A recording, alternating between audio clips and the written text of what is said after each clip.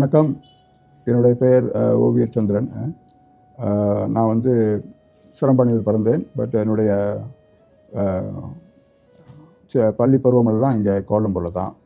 So அதுக்கு பிறகு வந்து நான் தொடர்ச்சியாக என்னுடைய பள்ளி படிப்பை முடித்துக்கொண்டு சென்னை ஓவியக் கல்லூரி, அதாவது என்னுடைய ஆசிரியர் முதல் ஆசிரியர் திரு வர்ணம் அவர்களிடம் நான் வந்து படித்தேன், வர்ணம் ஆர்ட் காலேஜில். ஸோ அங்கே தான் என்னுடைய ஆரம்பத்தில் டிப்ளமாவை நான் வந்து முடித்தேன். அதுக்கு பிறகு வந்து தொடர்ச்சியாக என்னுடைய ஃபர்தர் ஸ்டடி, என்னுடைய இரண்டாவது துறை சார்ந்த அறிவை பெறுவதற்கு திரு ராஜகோபால் என்ற ராஜா அவர்களிடம் நான் பயிற்சி பெற்றேன். பிறகு ஓவியக் கல்லூரியில் திரு அல்ஃபான்சோ அவர் தான் என்னுடைய குரு. இந்த மாதிரி நிறைய குருக்களிடம் நான் தொடர்ச்சியாக பயிற்சி பெற்றிருக்கின்றேன். பிறகு வந்து மலேசியாவுக்கு 1977 உதயத்தில் என்னை வந்து அறிமுகப்படுத்தினாங்க. உதயம் துரைராஜ் அவர்கள் என்னை அறிமுகப்படுத்தினார். உதயம் இன்ஃபர்மேஷனோட அது பத்திரிக்கை, அதில் தான் என்னுடைய முதல் சித்தார் வாசிக்கின்ற பெண் ஓவியத்தை முதல் அறிமுகப்படுத்தினார்கள். அது எனக்கு ஒரு மிகப்பெரிய அறிமுகம். அந்த அறிமுகத்தை செய்த துரைராஜ் அவர்களுக்கு நான் எப்பொழுதும் நன்றி சொல்ல வேண்டியிருக்கின்றது. அதைத் தொடர்ந்து நான் தமிழ் பத்திரிகை மற்ற நிறைய தமிழ் பத்திரிகைகளுக்கு ஓவியம் வரைந்திருக்கின்றேன் ஆரம்ப காலத்தில். அப்பொழுதெல்லாம் தமிழ் பத்திரிகை மிகவும் பிரபலமான காலம். ஸோ அந்த காலங்களில் கதைங்களுக்கு படம் வரைகிறது மட்டும் இல்லாமல் நிறைய புத்தகங்களோட தலைப்புகள், மற்ற நாவல்ஸோட அட்டைப்படங்கள்லாம் நிறைய நான் செஞ்சுருக்கேன். அதுக்கு பிறகு வந்து என்னுடைய முழுமையான என்னுடைய திறமையை காட்டுவதற்கு பத்திரிகை எனக்கு அது பத்தலை, அதோட இது எனக்கு போதுமானதாக இல்லை. அதனால் வந்து நான் என்ன செஞ்சேன், பப்ளிக் பேங்கில் வந்து ரெசிடென்ட் ஆர்டிஸ்ட் அண்ட் கன்சல்டன்ட் ஆக ஒரு 5 ஆண்டுகள் வந்து பப்ளிக் வங்கியில் ஆஸ்தான ஓவியராக பணியாற்றினேன். ஸோ பப்ளிக் வங்கி வந்து எனக்கு மிகப்பெரிய ஒரு வாய்ப்பை கொடுத்தது. அதாவது பேங்க்கோட நீட்ஸ், ஆனுவல் ரிப்போர்ட்ஸு, அவங்களோட பிரான்ச்சஸ்குள்ள ஓவியங்கள் எல்லாமே கிட்டத்தட்ட 5 ஆண்டுகள் தொடர்ச்சியாக நான் அவங்களோட பிரான்ச்சஸ்குள்ள எல்லா ஓவியங்களையும் வரைவேன். ஆனுவல் ரிப்போர்ட்லாம் வரைஞ்சிருக்கிறேன். நிறைய பப்ளிக் பேங்க்கில் நிறைய நான் வந்து அவார்டு எடுத்திருக்கிறேன். என்னுடைய நேரடியான டைரக்டர் டாக்டர் நோடி சலட் அவர்கள், மறைந்த காலம் சென்ற தேஹோம்பியாவ் பப்ளிக் பேங்கோட சேர்மேன் தேஹோம்பியாவ் அவரோட ஓவியம், அது சார்ந்த நிறைய ஓவியங்களை நான் செஞ்சுருக்கிறேன். வியட்நாம் போன்ற நாடுகளுக்கெல்லாம் நாங்கள் அவரோட பயணம் செய்திருக்கிறோம். அதெல்லாம் ஒரு சிறப்பான காலம்.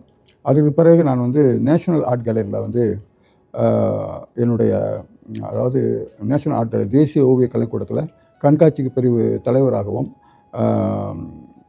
அதாவது ஓவிய அந்த டெவலப்மெண்ட் அந்த போர்ட்லேயும் நான் வந்து ஒரு 2 ஆண்டுகளுக்கு மேலே இருந்திருக்கின்றேன். என்னுடைய ஓவிய பணி என்பது தொடர்ச்சியாக 77 தொடங்கியது, இன்று வரை தொடர்ச்சியாக பயணித்து கொண்டே இருக்கின்றன. நிறைய எக்ஸிபிஷன்ஸ் வந்து சோலோ குரூப் எக்ஸிபிஷன் வந்து நான் நிறைய செஞ்சுருக்கிறேன். அப்புறம் வந்து என்னுடைய பெயிண்டிங்லாம் வந்து ஆப்ஷனெலாம் இப்போ இருக்குது. அதாவது ஏசியா அளவில் உள்ள ஆப்ஷன் ஆண்ட்ரி புச்சை, இந்த மாதிரி ஆப்ஷன்லலாம் நிறைய என்னோடய ஓவியம் இடம்பெற்றிருக்குது. நிறைய பேங்கர்ஸ், மலேசியாவில் உள்ள நிறைய வங்கிகள் வந்து புகழ்பெற்ற வங்கிகள், நிறைய பேங்கர்ஸ் வந்து என்னோடய ஓவியங்களை கலெக்ட் பண்ணியிருக்காங்க. நிறைய முன்னாள் நிறைய பிரதமர்கள், தொடர்ச்சியாக எல்லா பிரதமர்களுக்கும் நான் நிறைய ஓவியம் வரைஞ்சிருக்கிறேன். அப்படிங்கிறது வந்து தொடர்ச்சியாக இந்த பயணத்தில் கிடைச்ச நான் ஒரு பெரிய வெற்றியாக நினைக்கிறேன். ஓவியத்தை பொறுத்தவரையில் என்னோடய படைப்புகள் வந்து அதாவது தேவைகள், அதாவது போர்ட்ரேட்லாம் நான் வந்து ஸ்பெஷலைஸ் பண்ணியிருக்கேன். பட் என்னுடைய சொந்த படைப்புகள் என்பது நிறைய கட்டிடக்கலைகள் பற்றியும் இந்தியர்களை பற்றிய தொடர்ச்சியான ஆய்வுகளை நான் மேற்கொண்டு இருந்ததுனால ஓவியத்தில் வந்து தமிழ்நாட்டை நான் படித்தேன். பிறகு தமிழ்நாட்டில் வந்து எனக்கு வந்து அதிகமான ஈடுபாடு, ஆய்வின்படி, என்னுடைய வாழ்க்கையின் ஆய்வின்படி இந்தியர்களிடையே மிகச்சிறந்ததாக நான் வந்து நினைக்கிறது வந்து இந்தியர்களுடைய கட்டிடக்கலை, அவங்களோட ஆர்கிடெக்சர் தான் ரொம்ப ஹையர் ஸ்டாண்டர்ட். அதாவது உலகத்தில் நீங்கள் எந்த இனத்தோடும் ஒப்பிடக்கூடிய அளவுக்கு மிக உயர்ந்த படைப்புகளாக இருக்குது, ரொம்ப உயர்ந்த படைப்புகளாக இருக்கிறது.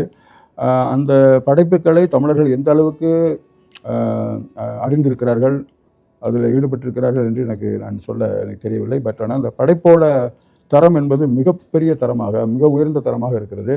ஆகவே தொடர்ச்சியாக எனக்கு வந்து கட்டிடக்கலைகள் மேலே, அதாவது பல்லவர்கள், அஜந்தா, எல்லோரா, அந்த மாதிரி வந்து தஞ்சை, இந்திய ஓவிய கலை சிற்ப நாட்டிய இசைகள் மேலெலாம் எனக்கு மிகப்பெரிய நாட்டம் உண்டு. அதுதான் என்னோடய தொடர்ச்சியாக வந்துக்கிட்டு இருக்க. என்னுடைய முதல் படத்துலேருந்து சிற்பங்கள் மேலும், வாழ்க்கை முறை, அதாவது லைஃப் ஸ்டைல்னு சொல்லக்கூடிய முறைகள் மேலும், பெண்கள் ஆபரணங்கள் மேலும் எனக்கு மிகப்பெரிய ஒரு தொடர்ச்சியாக இலக்கியங்களில் கூட நீங்கள் பார்த்தீங்கன்னாக்க இப்போ குண்டலகேசி, மணிமேகலை, சீவக சிந்தாமணி, சிலப்பதிகாரம், வளையாபதி, இந்த மாதிரி 50 காப்பியங்களில் கூட, எபிக்ஸில் கூட, இந்தியன் எபிக்ஸில் கூட இது சார்ந்த விஷயங்கள் ஆபரணங்களாகவே அது இருக்குது. அதெல்லாம் என்னுடைய மிகப்பெரிய ஒரு பாதிப்பு.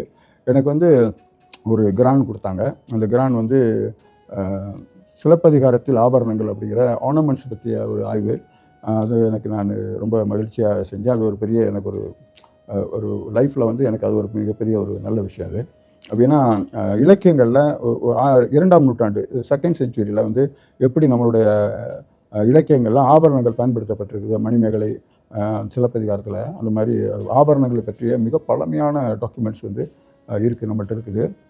ஸோ இந்த இனம் வந்து மிகப்பெரிய ஒரு பழமையான உயர்ந்த அடையாளங்களை கொண்ட மிகப்பெரிய இனம். இந்த இனத்தை பற்றிய நிறைய செய்திகள் இப்பொழுதெல்லாம் நம்மளுக்கு இன்டர்நெட் வாயிலாகவும் புத்தகங்கள் வாயிலாகவும் நம்மளுக்கு நிறைய கிடைக்குது. அதை புதிய தலைமுறை, இப்போ வர்ற புதிய தலைமுறைக்கு நம்ம கண்டிப்பாக சொல்லணும். ஓவியம் என்பது ஒரு மிகச்சிறந்த பழைய ரொம்ப பழமையான ஒரு கலை. அது உலகத்தின் மிக பழமையான மொழி ஓவியம். ஓவியத்துறையில் மலேசியா மிகப்பெரிய ஒரு வெற்றி, நல்ல ஒரு மாற்றம் அடைஞ்சிருக்கு. பொருளாதார ரீதியாகவும் ஓவியங்களை நிறைய விலை கொடுத்து வாங்குறாங்க. நிறைய கலெக்டர்ஸ் இருக்காங்க, அதாவது ஓவிய சேகரிப்பாளர்கள் நிறைய பேர் இருக்காங்க, இன்வெஸ்ட் பண்ணுறாங்க. ஆர்ட் இன்வெஸ்ட்மெண்ட் இருக்குது. உலகம் முழுவதும் ஓவிய படைப்புகள் இருந்தாலும் நம்மளுடைய தனித்திறமையை காமிக்கிறதுக்கு நம்ம கண்டிப்பாக வந்து நம்மளுக்கு ஒரு இண்டிவிஜுவல் ஸ்டைல் இருக்கும். ஸோ எப்படி வந்து ஒவ்வொரு இலையும் வேறு விதமான வடிவத்தில் இருக்குதோ, ஷேப்பில் அது இருக்குதோ, அந்த மாதிரி ஒவ்வொரு கலைஞனும் தன்னுடைய அந்த ப்ரஷோட தூரிகையின் அசைவுகள்னு சொல்லுவாங்க, அந்த ப்ரஷோட ஸ்ட்ரோக்ஸில் அந்த டிஃப்ரென்ஸை காட்ட முடியும். எனக்கு வந்து கட்டிடக்கலை மட்டும் இல்லை, நான் சிலைகள்லாம் செய்வேன். கட்டிடக்கலையில் எனக்கு ஈடுபாடு இருக்குது. நான் கோயிலெலாம் பில்ட் பண்ண முடியும். ஸோ அந்த மாதிரி கலர் கொன்சால்டன் அப்படின்னு சொல்லிட்டு அந்த டோட்டலாக ஒரு டிஃப்ரெண்ட் கலர்ஸ், நிறைய கலர்ஸ் போடாமல் ஒரு சாண்ட்ஸ்டோன் மூடில், இப்போ புக்கிட் ரோத்தான் கோயில் மாதிரி சாண்ட்ஸ்டோன் மூடில் பண்ணுறதுக்காக 2-3 பேனல் நான் பண்ணிவிட்டு அது ரொம்ப சக்ஸஸ்ஃபுல்லாக, அது ரொம்ப வித்தியாசமான ஒரு கலரு. அதேமாதிரி GH பின்னால் இருக்க முருகன் டெம்பிள் வந்து உள்ளுக்குள்ள இன்டீரியரோட கலர்ஸு, சிலையெல்லாம் வந்து கலர்ஸே பண்ணாமல் ஒரே டோனில் ஒரு சாண்ட்ஸ்டோன் மாதிரியே பண்ணியிருக்கேன். அது GH பின்னால் உள்ள முருகன் கோயில் ரொம்ப அழகாக இருக்கும். அதோட இன்டீரியர் பார்த்து அதோட சிலையோட கலர்ஸ்லாம் பார்த்திங்கன்னா கலரே கிடையாது, அதுக்கு ஒரே கலர் தான், ஒரு டோனில் தான் இருக்கும். But look like sandstone. அது ரொம்ப ஸ்பெஷலானது. ஸோ ஒரு புதுசாக நம்ம நிறைய அறிமுகப்படுத்தணும். வந்து கலர்ஸில் கூட நிறைய அறிமுகப்படுத்த வேண்டிய கலர்ஸ்லாம் இருக்குது. கிரே டோன் மாதிரி நீங்கள் பார்த்தீங்கன்னா லைக் பூரோபுடோர், லைக் பிரமனான், இந்த மாதிரி இந்தோனேஷியா, நீங்கள் மற்ற ஊருங்களில் போனீங்கன்னா கூட லைக் மியான்மார்லாம் அந்த கலர்ஸ் எல்லாம் ஒரு டிஃப்ரெண்ட் மூடில் இருக்கும். ஒரு கலர்ஃபுல்லாக இருக்காது, எல்லாமே டிஃப்ரெண்ட் மூடில் இருக்கும். பட் அது ரொம்ப டிவைனாக இருக்கும், ரொம்ப பழசாக, ரொம்ப டிவைன். அந்த கலர்ஸோட அந்த டெக்ஸ்சர் இஃபெக்ட்ஸ் எல்லாம் வந்து நம்மளை ரொம்ப பீஸ்ஃபுல்லான ஒரு மைண்டு கொண்டு போகக்கூடிய ஒரு மிகப்பெரிய ஒரு அங்கோர் வாட் கூட அதோட டோன் பார்த்திங்கன்னா ஒரு அழகான டோன். அதே மாதிரி பூரோபுடர் வந்து அந்த லவாவில் செஞ்சது. அது 2 மில்லியன் பிளாக்ஸ் நினைக்கிறேன். அந்த மாதிரி மியூரல்ஸ், அவ்வளோ புத்தரோட வாழ்நாள் முழுதும் அவரோட கம்ப்ளீட்டாக லைஃப்பை வந்து மியூரல்ஸாக இருக்குது. அது எல்லாமே ஒரு கிரே டோனில் தான், கிரே ப்ரௌன் மாதிரி லாவாவோட கலர்ஸில் இருக்கும். அது சன்லைட்டில் வந்து டிஃப்ரெண்ட் டோன் நம்ம பார்க்கலாம். இப்போ தாஜ்மஹால் வந்து ஒயிட்டு தான், பட் காலையில் அதோட டோன் வந்து வேறு கலரில் இருக்கும், ஈவினிங்கில் ஆரஞ்சாக இருக்கும். ஸோ சன்லைட்டு தான் அதோட கலர்ஸை வந்து மாற்றி காமிக்கும். ஸோ அது என்ன செய்யணும்னாக்கா ஒவ்வொரு டைமில் நீங்கள் பார்க்கும்போது தாஜ்மஹால் டிஃப்ரெண்ட் டோனில் தெரியும். அது காரணம் வந்து சன்னோட லைட்டு. அதே மாதிரி பூரோபுடர் மாதிரி அது டார்க்காக இருந்தாலும் அந்த லாவாவோட ஸ்டோன்ஸ் வந்து அவ்வளோ அழகான ஒரு டிஃப்ரெண்ட் மூடுக்கு நம்மளுக்கு கொண்டு போகும்போது அது ரொம்ப இன்ட்ரெஸ்டிங்கான ஒரு பார்க்குறவங்களுக்கு ரொம்ப இன்ட்ரெஸ்டிங்கான இருக்கும்.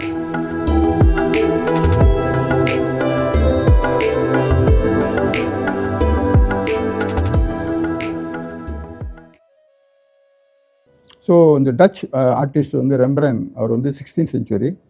அவருடைய ஓவியங்களை வந்து எனக்கு மிகப்பெரிய ஒரு இன்ஸ்பிரேஷன் அவர்.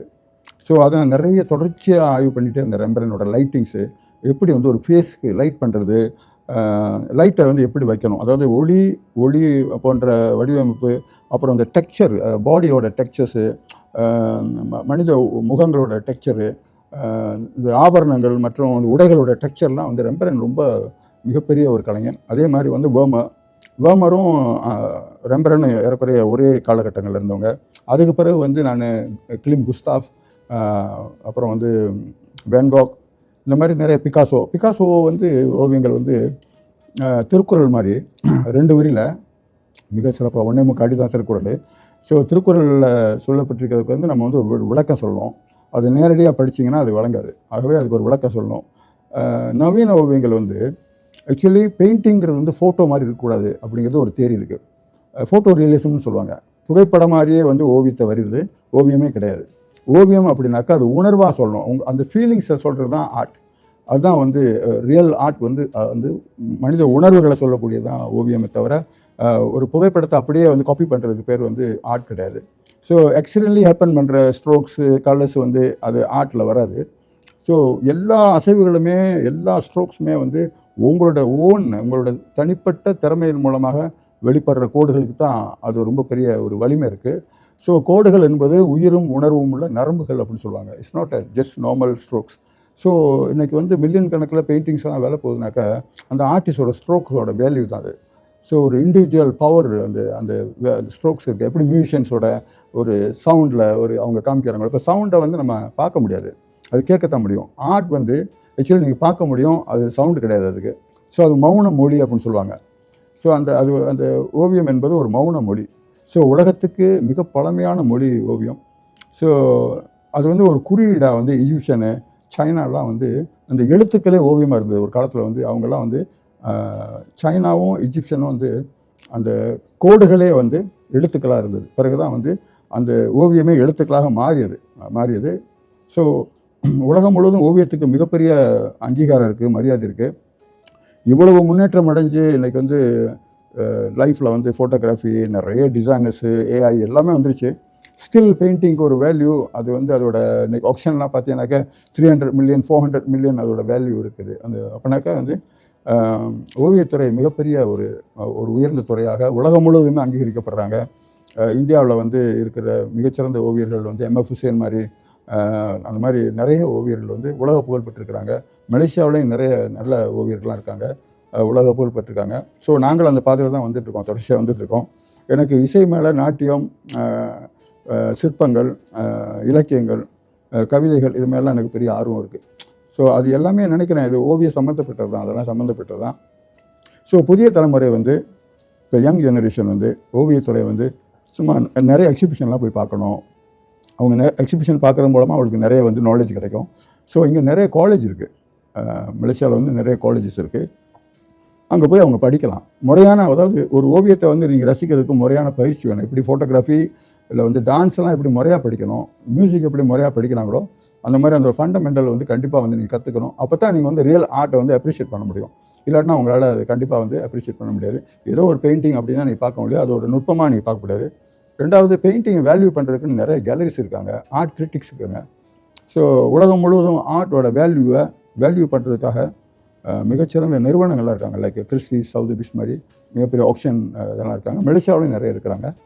ஸோ அதனால் ஓவியத்துறை என்பது மிகச்சிறந்த துறை, மிக பழமையான ஒரு துறை. இந்த துறையில் வந்து யங் ஜெனரேஷன் நிறைய ஈடுபடுறாங்க, நிறைய படிக்கிறாங்க.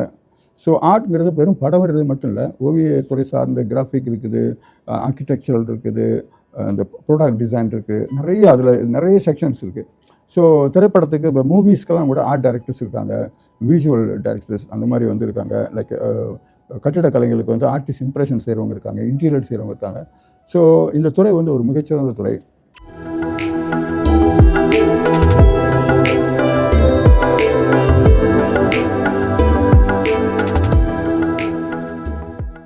ஓகே. ஆரம்ப காலங்களில் வந்து பெரும்பாலும் ஓவியர்கள் வந்து ஆயில் பெயிண்டிங் அப்படி சொல்லக்கூடிய எண்ணெய் வண்ண ஓவியம் தான் நிறைய வரைஞ்சிட்டு இருந்தோம். பிறகு வந்து அக்ரிலிக் வந்து கிட்டத்தட்ட 90s வந்து அக்ரிலிக்ங்கிற ஒரு மீடியம் வந்து அறிமுகமாச்சு. அது வந்து வாட்டர் பேஸ் மீடியம். அதோட கேரக்டர்ஸ் வந்து நிறைய கேரக்டர்ஸ் வந்து அது உள்ளுக்கு இருக்குது. அதாவது வாட்டர் கலரோட கேரக்டர்ஸ் இருக்குது, போஸ்டர் கலரோட கேரக்டர் இருக்குது, குவாச்சோட கேரக்டர் இருக்குது. ஸோ இந்த அக்ரிலிக்ங்கிறது ஒரு வெரி குட் மீடியம். அது வந்து ஆயிலோட கேரக்டர்ஸும் இருக்குது. ஸோ நீங்கள் தின்னாகவும் திக்காகவும் என்ன ஆங்கிளில் வேணாலும் நீங்கள் வந்து அதை யூஸ் பண்ணலாம், அந்த மீடியம் யூஸ் பண்ணலாம். It's a very beautiful medium. So நான் ஆரம்பத்துலேருந்து அதை நான் வந்து மாஸ்டர் பண்ணேன். ஆக்சுவலி அக்ரிலிக் வந்து என்னோடய ஃபேவரட் மீடியம். பட் ஸ்டில் நான் எல்லா மல்டி மீடியானா I can go for any medium. இங்கில் இருந்து லைக் சாக்கோல் எனி அதர் மீடியம். மற்ற மீடியமும் எனக்கு வந்து ஒன்றும் சிரமமே கிடையாது. பட் எனக்கு ரொம்ப பிடிச்ச மீடியமாக இருக்கிறது வந்து ஆக்சுவலி அக்ரிலிக் தான். ஸோ ஆக்சுவலி நம்ம வந்து இந்த ஆயில், அக்ரிலிக், மற்ற வாட்டர் கலர் அந்த மாதிரி பேசிக் கலர்ஸை விட we go for mix media. Mix media is very unique kind of ஒரு இஃபெக்ட் கிடைக்கும் அது. ஸோ நான் மிக்ஸ் மீடியாவில் நிறைய ஒர்க் செஞ்சுருக்கிறேன். ஸோ மிக்ஸ் மீடியாங்கிறது வந்து ஃபியூ கலர்ஸ், அது எல்லா கலரோட கேரக்டர்ஸும் இருக்கும். வாட்டர், ஆயில் எல்லாமே மிக்ஸ் பண்ண ஒரு கேரக்டரு. அதில் நிறைய நல்ல ரிசல்ட் இருக்குது, ரொம்ப டிஃப்ரெண்ட் ரிசல்ட் கிடைக்கும். ஸோ அது வந்து ரொம்ப நியூ. இப்போ நிறைய ஆர்டிஸ்ட் வந்து மிக்ஸ் மீடியம் யூஸ் பண்ணுறாங்க.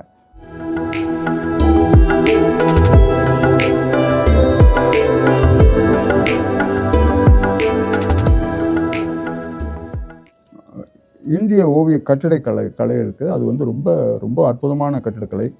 ஸோ அதிலோட நுட்பங்களை தான் நான் நிறைய சொல்ல வரேன், திரும்ப திரும்ப நான் சொல்கிறேன் நான். ஏன்னா அது வந்து சொல்லி முடிக்க முடியாத, கற்று தீராத கலை போல் அவ்வளோ செய்திகள் அதில் இருக்குது. ஸோ இந்த இனத்துக்கு சொந்தமான அந்த கலையை பற்றி பேசுகிறதுக்கே நம்மளுக்கு வந்து பல காலம் தொடர்ச்சியாக பேசிக்கிட்டே இருக்காங்க. நிறைய ஸ்காலர்ஸ் வந்து அதை பற்றி எழுதிக்கிட்டு இருக்காங்க. நம்மளோட கல், பாறையெல்லாம் வந்து ஏதோ வந்து வெறும் கல்லும் பாறையும் கிடையாது. ஸோ அது வந்து நம்ம முன்னோர்களோட மிகப்பெரிய வந்து ஒரு அடையாளம். ஸோ இந்த நெக்ஸ்ட் ஜெனரேஷன், இந்த வரக்கூடிய தலைமுறைக்கு வந்து அதுதான் நம்மளோட டாக்குமெண்டேஷனாக இருக்கக்கூடிய ஒரு ஆதாரமாகவே இருக்குது.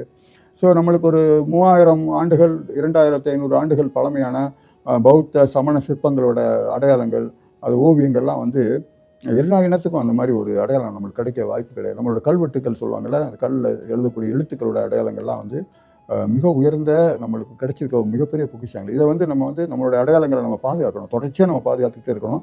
அடுத்தடுத்த தலைமுறைக்கு நம்ம தெரியப்படுத்தணும் நம்மளோட உயர்வான கலைப்படைப்புகளை. எல்லா கலைப்படைப்புகளையும் நம்ம வந்து மக்கள்கிட்ட கொண்டு போய் சொல்ல முடியாது. உயர்ந்த கலைப்படைப்புகளை தான் நம்ம வந்து தொடர்ச்சியாக வந்து திருக்குறள் போல் நிறைய வந்து அந்த மாதிரி இலக்கியங்களில், உயர்ந்த இலக்கியங்களை தான் நம்ம திரும்ப திரும்ப நம்ம வந்து சொல்கிறோம்.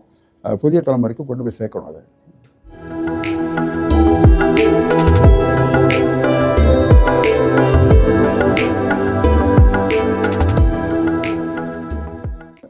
ஆக்சுவலி பெயிண்டிங்கிறது வந்து அந்த எக்ஸிபிஷனில் வர்றவங்க, பார்க்குறவங்க ஒவ்வொருத்தரும் அது சில பேர் அந்த கம்போசிஷனை பார்ப்பாங்க, அவங்களுக்கு ரொம்ப பிடிக்கும். சில அதில் உள்ள உருவம் அவங்களுக்கு பிடிக்கும், அந்த கேரக்டர்ஸ் பிடிக்கும். பேக்ரவுண்ட் சில பேர் பிடிக்கும். சில பேர் ஸ்ட்ரோக்ஸ் ரொம்ப விரும்புவாங்க, அந்த டெக்னிக்கல் ஸ்ட்ரோக்ஸ், அந்த கம்போசிஷனு. அப்படி ஒவ்வொருக்கும் ஒவ்வொரு டேஸ்ட். ஒரு மூவி பார்க்குற மாதிரி, அந்த மூவியில் வந்து எல்லாம் டோட்டலாக யாருமே பார்க்க முடியாது. ஒரு மூவியில் வர எல்லாத்தையுமே வந்து அவங்க அப்சர்வ் பண்ண முடியாது. ஒரு ஸ்டாரி லைன் மாதிரி ஒரு பெயிண்டிங் வந்து ஒரு மெசேஜ் இருக்கும். ஒரு பெயிண்டிங்கில் வந்து ஒரு ஸ்டாரி லைன் இருக்கும். இது ஏதோ ஒரு விஷயத்த சொல்ல வருது அப்படின்னு. ஆனால் 100% அது சொல்லாது. பட் ஏதோ சொல்ல வருது அப்படிங்கிற அவங்களுக்கு அது ஒரு சந்தோஷத்தை உண்டாக்கும். அதுதான் ரொம்ப பெரிய விஷயம். அது ஓவியத்தில் வந்து அதுதான் பெரிய விஷயம். நீங்கள் முழுமையாக சொல்லக்கூடாது. முழுமையாக சொன்னீங்கன்னா அது ஓவியம் கிடையாது. ஸோ அது எப்படி வந்து அவங்கள ஒரு அவங்களுக்கும் ஒரு ட்ராவல் பண்ணக்கூடிய ஒரு ஸ்பேஸை நம்ம கொடுக்கணும். இது என்னவா இருக்கும், இது என்ன சொல்ல வர்றாரு அப்படிங்கிற அந்த மைண்டை வந்து அவங்களுக்கு கொண்டு போனீங்கன்னா தான் அது வெரி சக்ஸஸ்ஃபுல் பெயிண்டிங். அது ஆக்சுவலி அது it can be anything, story, short story, இல்லை நாவல், வந்து திரைப்படம், இல்லை எனிதிங், ஆர்ட் ஃபிலிம், எதுவுமே ஒரு மெசேஜை சொல்லும், பட் முடிவாக சொல்லாது. அப்படி நீங்கள் சொல்லாமல் சொல்லணும். அது சொல்லாமல் சொன்னீங்கன்னா தான் அது மிகச்சிறந்த படைப்பு.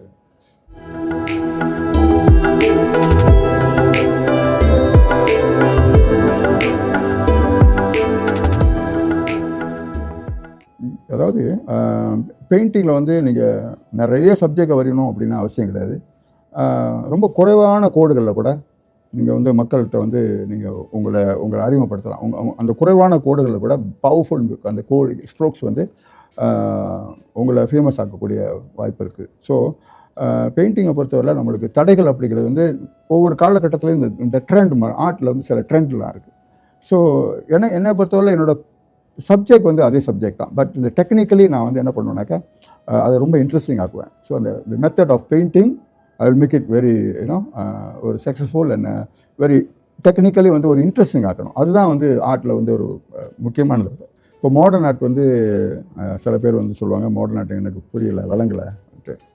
ஆக்சுவலி ஒரு பூவை வந்து நீங்கள் பார்க்கணும், ரசிக்கணும். அதை வந்து விளங்குறதில்ல. ஒரு பூவை வந்து இன்னும் விளங்கிக்க வேண்டிய அவசியம் இல்லை. அதை பார்க்குறீங்க, அதோட கலர்ஸ் பிடிச்சிருக்கு, அதோடய வாசம் உங்களுக்கு பிடிச்சிருக்கு, அதோடய வடிவம் பிடிச்சிருக்கு, நீங்கள் ரசிக்கிறீங்க. அந்த மாதிரி அப்ஸ்ட்ராக்ட் பெயிண்டிங் வந்து இப்போ திருக்குறளில் கூட நீங்கள் ஒரு குறள் எடுத்துக்கிங்களா, இப்போ தொட்டனை தூரும் மணற்கேணி மாந்தருக்கு கற்றனை தூரும் அறிவு அப்படின்னு சொன்னாக்க ஸ்ட்ரெயிட்டாகவே வந்து தமிழ் படித்தவங்களுக்கு கூட அது என்ன சொல்லியிருக்குன்னு விளங்காது. ஸோ ஒரு மியூசிக்கல் நோட்ஸ் இருக்குது, அந்த நோட்ஸை பார்க்குறீங்க, ஏதோ கிறுக்கின மாதிரி இருக்குது. அந்த மியூசிக்கல் நோட்ஸை வந்து ஒரு மியூசியன்ட்ட கொடுக்கும்போது அவங்க கரெக்டாக வாசிக்கிறாங்க அப்படின்னாக்கா அது ஒரு லாங்குவேஜ். ஓகே, ஸோ அது ஒரு மொழி, அந்த மொழியை நீங்கள் படிக்கணும். ஓவியங்கிறது ஒரு மொழி. ஓவியத்தில் நிறைய ரகசியமான விஷயங்கள் நிறைய இருக்குது. நீங்கள் நிறைய செக்ஷனாக ஓவியத்தில் வந்து நீங்கள் நிறைய விஷயங்களை உங்களால் ரசிக்க முடியும். கலர்ஸோட இது ரசிக்கலாம், அதோட மூவ்மெண்ட், ப்ரஷ் ஸ்ட்ரோக்கோட மூவ்மெண்ட் நீங்கள் ரசிக்கலாம், டீட்டெயில்ஸை ரசிக்கலாம், டோட்டல் கம்போசிஷனை ரசிக்கலாம் நீங்கள். அப்புறம் வந்து அந்த ஆர்டிஸ்டோட அவர் என்ன மாதிரி சப்ஜெக்டை சூஸ் பண்ணுறாரு அதை கூட நீங்கள் வந்து ஒரு ஆர்டிஸ்ட்க்கு இன்னொரு ஆர்டிஸ்ட் டிஃப்ரென்ஸ் அதை நீங்கள் வந்து ரசிக்க முடியும். ஸோ ஓவியத்தை வந்து நீங்கள் வந்து விளங்கிக்கணும் இல்லை, அதை பார்க்கணும், ரசிக்கணும். அப்படிங்கிறது தான் வந்து உண்மையானது. எப்படி வந்து இசையெல்லாம் நீங்கள் வந்து இசையை வந்து உங்களுக்கு தெரியாது, இசையை பற்றி நீங்கள் படித்ததில்லை, பட் எப்படி நீங்கள் மியூசிக்கை ரசிக்கிறீங்க? அப்போ மேலோட்டமான பார்வையில் தான் உங்களை சொல்லணும். அப்போ அதோட டீட்டெயில்ஸ் உங்கள்கிட்ட கேட்டால் கண்டிப்பாக தெரியாது. அதே மாதிரி வந்து ஒரு பழைய பாடலோ அல்லது புதிய பாடலோ நிறைய கவிதையெல்லாம் வருது. அந்த கவிதை வரிகள்லாம் நீங்கள் படிக்கிறீங்க, நீங்கள் பாட்டாக படிக்கிறீங்க, பட் அதில் என்ன சொல்லியிருக்காங்க அப்படிங்கிறது தெரியாமல் தான் நீங்கள் படிக்கிறீங்க. பட் நீங்கள் இன்னும் அதை தெரிஞ்சுக்கணும்னு ஆசைப்பட்டு அதோட வரிகளோட டீட்டெயில்ஸ்லாம் நீங்கள் தெரிஞ்சிங்கன்னா இன்னும் இன்ட்ரெஸ்டிங்காக இருக்கும்.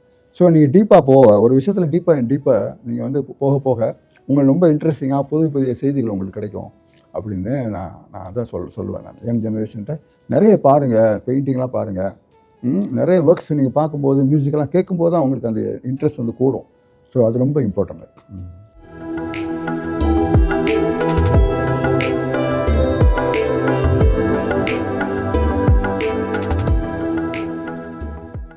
பொதுவாக வந்து நம்ம வந்து ஒரு துறையில் ஈடுபடும் போது நிறைய நெகட்டிவ் கமெண்ட்ஸ் வரும்.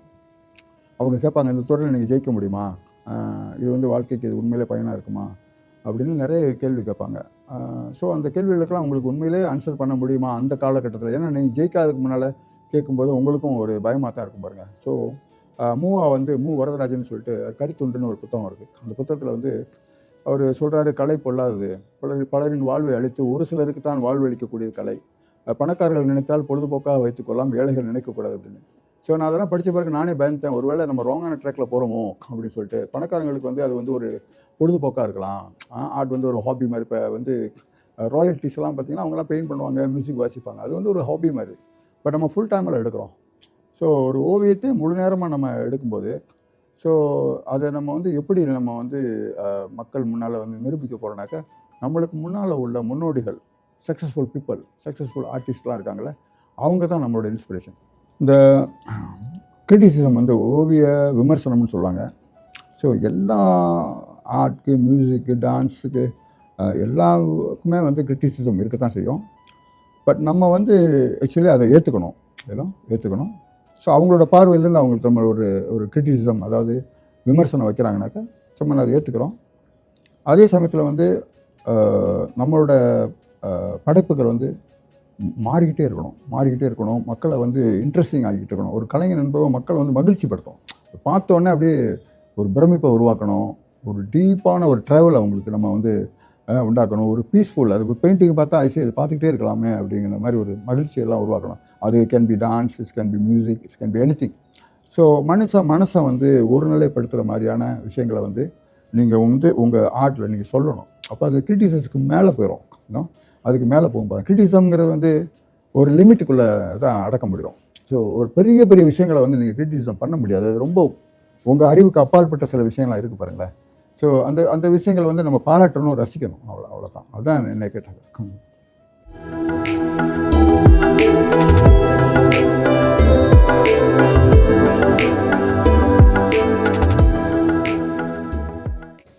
என்னோடய படைப்புகள் வந்து என்ன மாதிரி உணர்வுகளை உருவாக்குது அப்படின்னாக்கா, மிக பழமையான நம்மளுடைய ஒரிஜினல், அதாவது நம்மளுடைய சுயமான அடையாளங்களை, இந்த இனத்துக்கான சொந்தமான அடையாளங்களை அதை திரும்ப சொல்லணும் அப்படிங்கிறது தான் என்னோட நோக்கமாக இருக்குது. ஸோ அது கேன் பி ஜுவல்ஸ், ஆபரணங்களாக இருக்கலாம், சிலைகளாக இருக்கலாம், அல்லது வந்து பெண்ணாக இருக்கலாம், சேலையாக இருக்கலாம்.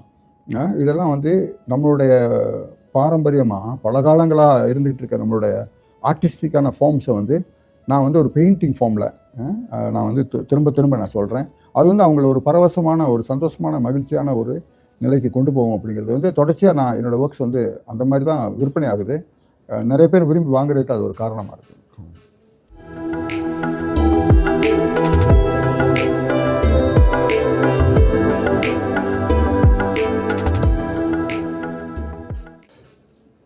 இப்போ மார்க்கெட்டில் பார்த்தீங்கன்னா, அதாவது ஓவிய சந்தைன்னு சொல்லுவாங்கள்ல மார்க்கெட்டில், ஆர்ட் மார்க்கெட்டில் வந்து நிறைய பெயிண்டிங்ஸ் இருக்குது.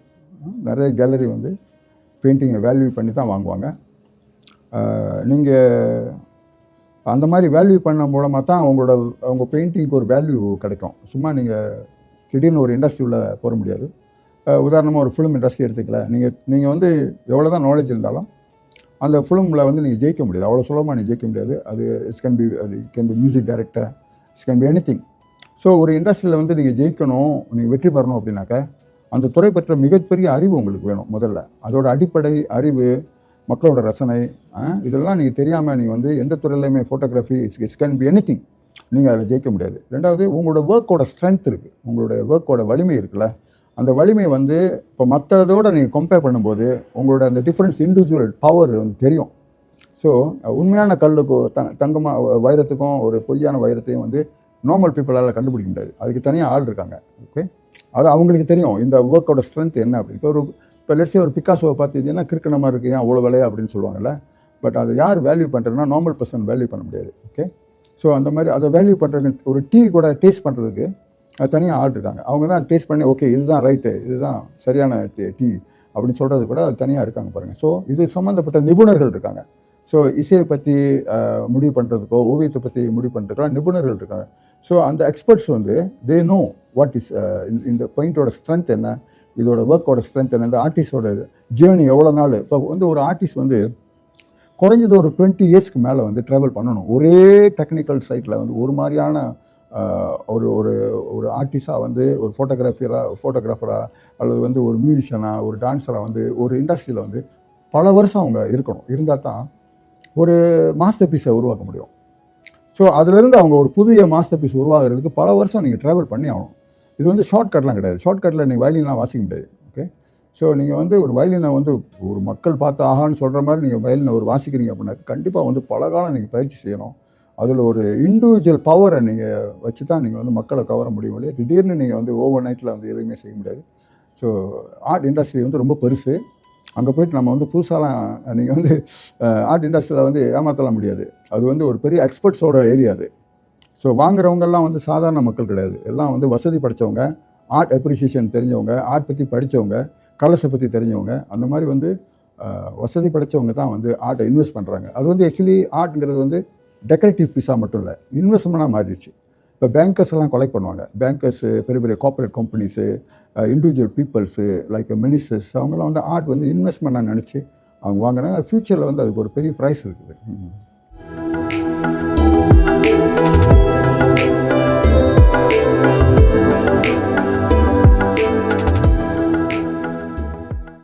சொசைட்டியில் வந்து ஆர்ட் ஃபார்முக்கு வந்து ஒரு பெரிய வேல்யூ இருக்குது. Art form can be any form. அதில் பெயிண்டிங்க்கு ஒரு பெரிய ஒரு வேல்யூ எல்லா காலத்துலேயும் இருக்குது. ஸ்கூல் பாடத்துலேயே ஆர்ட் அது க்ரியேட்டிவ், அது வந்து ரைட் பிரெயின் லெஃப்ட் பிரெயின் சொல்லுவாங்க. ஸோ க்ரியேட்டிவ் பிரெயின் வந்து ரொம்ப இம்பார்ட்டன்ட் ஒரு மனுஷனுக்கு. அவன் லைஃப் வந்து ரொம்ப மகிழ்ச்சியாக இருக்கும், சந்தோஷமாக இருக்கும், அவன் ரொம்ப ஹாப்பியாகான். ஒரு க்ரியேட்டிவ் பர்சன் வந்து ரொம்ப ஹாப்பியாக இருப்பான். அவன் வாழ்க்கையில் வந்து அவனுக்கு ரிட்டைர்மெண்ட்டே கிடையாது. So it's can be poet, it's can be anybody. தன்னோட வாழ்நாள் முழுவதுமே ரொம்ப சந்தோஷமாக அவர் செய்வார். பிடிக்காத ஒன்றும் இல்லை, பிடிச்சதுனால அவர் எல்லா காலத்துலையுமே அதை வந்து ஹாப்பியாக அவரோட ஒரு பேஷனாக அவரால் செய்ய முடியும். என்ன சொல்லுவாங்கன்னா மிகப்பெரிய ஈடுபாடு அவங்களுக்கு வந்து பேரார்வம்னு சொல்லுவாங்க. கண்டினியூவாக அவங்க அதில் பண்ணிகிட்டே இருப்பாங்க, போயிட்டே இருப்பாங்க. ஸோ அதில் அவங்க ரொம்ப மகிழ்ச்சியாக வாழ்வாங்க. அது ரொம்ப முக்கியம். அது ஒரு மனுஷனோட டோட்டல் லைஃப் ரொம்ப ஒரு டோட்டல் லைஃப்பை வந்து அந்த ஆர்ட் ஃபார்ம் வந்து அவ்வளோ ஒரு ரொம்ப இம்பார்ட்டன்ட். ஸோ அதனால் வந்து ஒரு எல்லா கண்ட்ரீஸும் வந்து ஆர்ட்க்கு ஒரு தனி மரியாதை கொடுக்குறாங்க. ஸோ ஆர்ட் ஃபார்முக்கும் வந்து ஒரு தனி மரியாதை கொடுக்குறாங்க. ஹியூமனுக்கும் ஆர்ட்க்கும் ரொம்ப ஒரு கான்டாக்ட் இருக்குது, தொடர்பு இருக்குது. ஸோ அது கான்டாக்ட் இருக்கா இல்லையா அப்படின்னு தெரிஞ்சுக்கிறதுக்கு நீங்கள் வந்து கேஃப்லேருந்து வாங்க, அங்கேருந்து ஸ்டார்ட் பண்ணுங்கள். ஒரு குகை ஓவியர்கள் மனிதர்கள் வந்து கோயிலில் இருக்கும்போதே படம்லாம் வரைய ஆரம்பித்தாங்க. ஸோ பேசுகிறதுக்கு முன்னால் அவங்க பார்த்ததை ரசித்ததெல்லாம் வந்து ஓவியமாக வரைய ஆரம்பித்தாங்க. 10,000 வருஷத்துக்கு பழசான ஃப்ரான்ஸோட குகைகள்லாம் பார்த்திங்கன்னா மனுஷன் வந்து வரைஞ்சி வச்சுருக்கானுங்க பாருங்கள். ஸோ மனிதனுக்கும் ஓவியத்துக்கும் உள்ள தொடர்பு, கலைகளுக்கும் உள்ள தொடர்பு வந்து ரொம்ப காலமாக வந்து இருந்துக்கிட்டே இருக்குது. இன்ன வரைக்கும் இருந்துகிட்டு இருக்குது. அது டெவலப் ஆகிட்டே இருக்குது. அதோட டெவலப்மெண்ட் இன்றைக்கி இருக்கிற நீங்கள் ஒரு சிட்டியை பார்க்குறீங்கன்னா இந்த சிட்டிஸ் எல்லாம் வந்து ஓவியத்துக்கு சம்மந்தப்பட்டது தான். இங்கே இருக்கிற பில்டிங், ஒவ்வொரு ஜன்னலும் ஒவ்வொரு பில்டிங்கும் வந்து ஆர்ட் ஃபார்மில் தான் இருக்குது. எல்லாமே ஆர்ட் ஃபார்ம். உங்களோட ட்ரெஸ்ஸு, உங்களோட வாட்ச்சு, உங்களோட காடி எல்லாமே வந்து கார் எல்லாமே வந்து ஓவியமான ஒரு இதுலேருந்து தான் உருவாயிருக்கு. இப்போ இதெல்லாம் நீங்கள் எடுத்துட்டீங்கன்னு வச்சிங்களேன், இந்த உலகத்தில் இருக்க ஓவிய படைப்புகள் எல்லாத்தையும் நீங்கள் எடுத்துட்டிங்கன்னா இந்த உலகத்தில் ஒன்றுமே இருக்காது. ஏன்னா மனுஷன் வந்து ரொம்ப போரிங்காக, அதாவது அவனுக்கு என்ன செய்கிறேன்னே தெரியாது. ஒரு இசையோ கலையோ நீங்கள் இனிமேல் யாருமே பாட்டு கேட்கக்கூடாது அப்படி சொன்னாக்கா என்ன ஆவாங்க? எந்த எந்த பழைய பில்டிங்ஸுமே இருக்காது இந்த உலகத்தில் அப்படி சொன்னாக்கா என்ன ஆகும்? ஒரு வெறுமை வந்துடும் பாருங்க. ஸோ அந்த மாதிரி இந்த லைஃப்பை இன்ட்ரெஸ்ட் ஆக்குறது வந்து இந்த ஆர்ட். ஸோ அதனால தான் வந்து சொசைட்டியில் வந்து நிறைய ஆர்ட் காலேஜ் இருக்குது, மியூசிக் காலேஜ் இருக்குது, இந்த மாதிரி சிற்ப காலேஜ் எல்லாம் இந்த இன்றைக்கி காலேஜஸ்லாம் நிறைய உலகம் முழுவதும் போய் படிக்கிறாங்கல்ல. ஏன் படிக்கிறாங்கனாக்கா மனித வாழ்வுக்கு ரொம்ப முக்கியமானது ஆர்ட்ங்கிறது.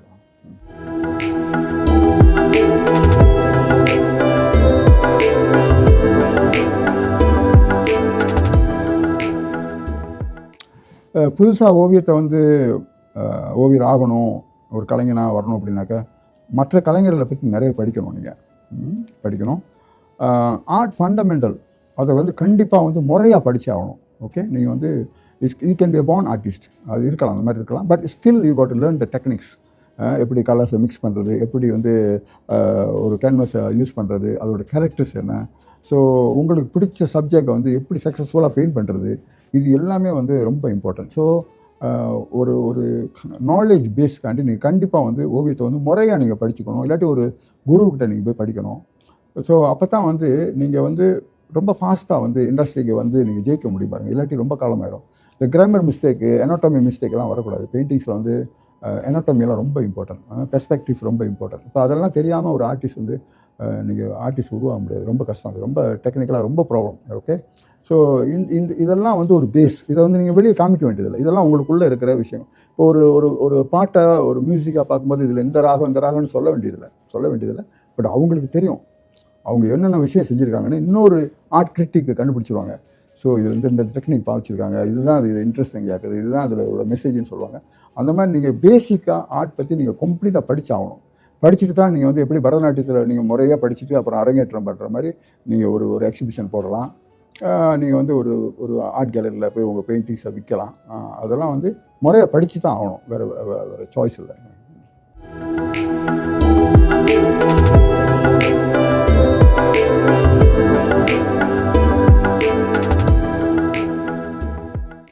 இல்லை, ஆரம்பத்தில் வந்து நான் வந்து இந்தியாவில் வந்து அடிக்கடி வந்து நான் ஒரு இன்ட்ரெஸ்டிங்கான சப்ஜெக்ட் எப்படின்னாக்கா ரஜூலா, ஸ்டேட் ஆஃப் மெட்ராஸ், சிதம்பரம், அந்த 3 கப்பல்லையும் கடலில் நான் ட்ராவல் பண்ணியிருக்கேன். அது ஒரு பெரிய எனக்கு ஒரு அதிசயமானது. அது வந்து 4 days கிட்ட போகும் அது. ஸோ அது ஒரு இன்ட்ரெஸ்டிங்கான ஒரு ஜேர்னி, ஒரு டிஃப்ரெண்டான என்னோடய லைஃப். சின்ன வயசில் எனக்கு ஒரு எக்ஸ்பீரியன்ஸ். பட் இந்தியாவில் நான் போயிருக்கும்போது என்னோடய பாட்டியெல்லாம் அந்த கோயிலுக்கெல்லாம் நிறைய கூட்டி போவாங்க. ஸோ அந்த ரதத்தில் உள்ள சிலைங்க, அந்த மாதிரி ஒரு பெரிய இன்ஸ்பிரேஷன் எனக்கு உண்டாயிடுச்சு. ஸோ நான் என்ன செய்வேன், யங்காக இருக்கும்போது நிறைய கோயிலுங்களில் போய் தனியாக போய் உட்காந்து நான் வந்து பென்சிலில் வந்து அந்த இதெல்லாம் அதில் உள்ள ஸ்கெச்சஸ் எல்லாம் நான் வரைவேன் நான். ஸோ எனக்கு வந்து மியூசிக்னால் ரொம்ப பிடிக்கும், பெயிண்டிங் ரொம்ப பிடிக்கும். அந்த மாதிரி நிறைய மியூசிக் கச்சேரிலாம் போய் நான் உட்காந்து சின்ன வயசுலேயே உட்காந்து பார்த்துருக்குறேன். நான் நிறைய இந்தியாவில் உள்ள மியூசிக் கச்சேரிலாம் போய் பார்த்துருக்கேன். அதெல்லாம் எனக்கு ஒரு பெரிய இன்ஸ்பிரேஷன். ஸோ அதுதான் என்னை வந்து என்ன பண்ணிச்சுனாக்க, இதெல்லாம் இதோட ரியல் ஃபார்ம், அதோட உண்மையான ஃபார்ம் என்னது, இதோட பலம், இதோட உயர்ந்த தன்மை என்ன அப்படிங்கிறத தெரிஞ்சுக்கிறதுக்காகத்தான் நான் வந்து என்னோடய லைஃப்பில் நிறைய டைம் ஸ்பெண்ட் பண்ணியிருக்கேன். ஸோ அதே மாதிரி இப்போ இலக்கியங்கள், கவிதைகள் இதெல்லாம் வந்து என்ன சொல்லுது, மனுஷனுக்கு வந்து என்ன விதமான ரொம்ப பெரிய உயர்வான கருத்துக்கள்லாம் அவங்களாம் சொல்கிறாங்க பாருங்களேன். ஸோ இதை திரும்ப சொல்லிகிட்டே இருக்காங்க. உலகம் முழுவதும் அந்த வார்த்தைகள்லாம் ட்ராவல் பண்ணிகிட்டே இருக்குது. இப்போ இன்றைக்கி இந்த கம்ப்யூட்டர் காலத்தில் வந்து இந்த காலத்தில் வந்து இப்போ ஏஐலாம் வந்து இல்லாத ஒன்றை சொல்ல முடியாது, இருக்கிறது தான் சொல்கிறாங்க பாருங்கள். ஸோ இருக்கிறது தான் அவங்க சொல்கிறாங்க. பட் ஆனால் அந்த இப்போ பூரபுடர் மாதிரி உலகத்தில் ஒன்றும் இல்லை, ஒரு இடத்துல இல்லை, எங்கேயுமே கிடையாது பாருங்கள். அது எப்படி இத்தனை வருஷத்துக்கு முன்னால், ஒரு 1300 1200 வருஷத்துக்கு முன்னால் இவ்வளோ பெரிய விஷயங்களை மனுஷன் சொல்ல முடியுது. அதோட ஃபார்ம் பார்த்திங்கன்னா, இப்போ சில இடங்களில் வந்து அந்த லேடிஸ்லாம் அவங்க உட்காந்துருப்பாங்க, உபதேசம் பண்ணுற மாதிரி சில படங்கள்லாம் இருக்கும், அந்த சிலைங்கள்லாம் இருக்கும்.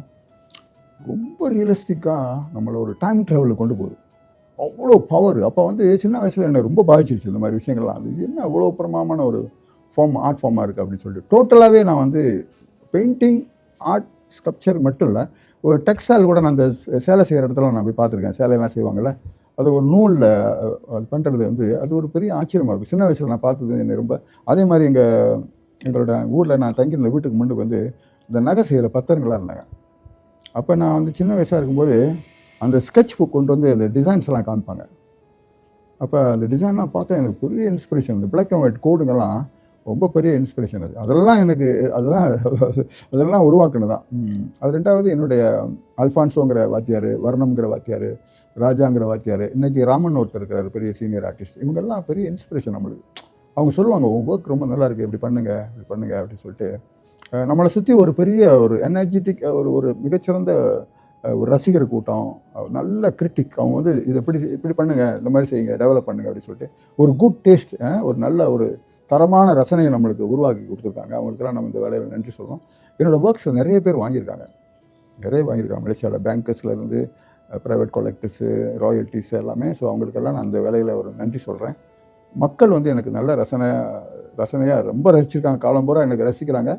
அவங்களுக்கும் இந்த மாதிரி வேலையில் நான் நன்றி சொல்கிறேன்.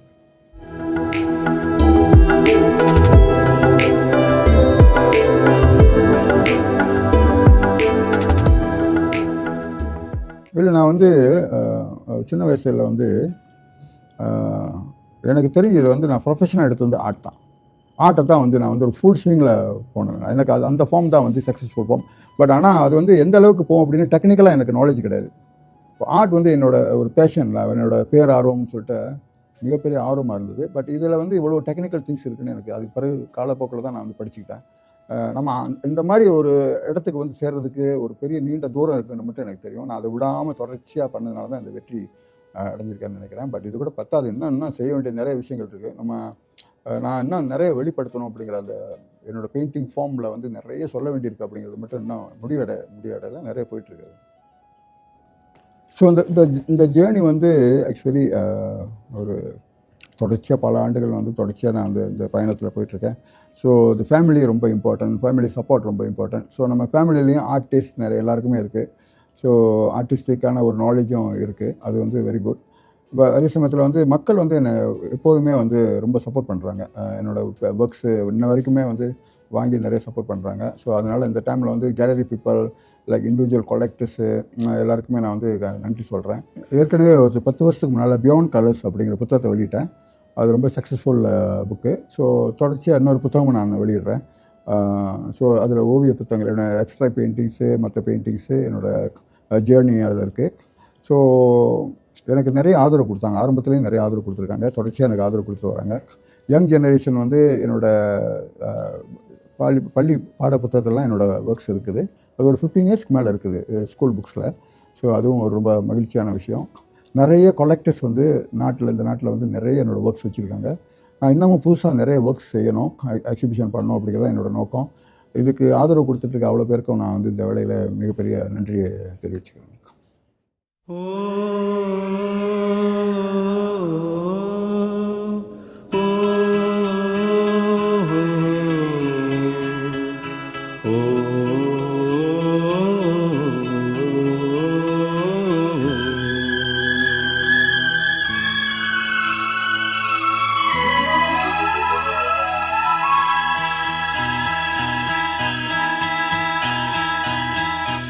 எங்கிருந்தோ அழைக்கும் என் கீதம், என் உயிரில் கலந்தே அது பாடும், சேர்ந்திடவே உன்னையே. ஓ ஏங்கிடுதே மனமே, சேர்ந்திடவே உன்னையே. ஓ ஏங்கிடுதே மனமே. எங்கிருந்தோ அழைக்கும் என் கீதம், என் உயிரில் கலந்தே அது பாடும்,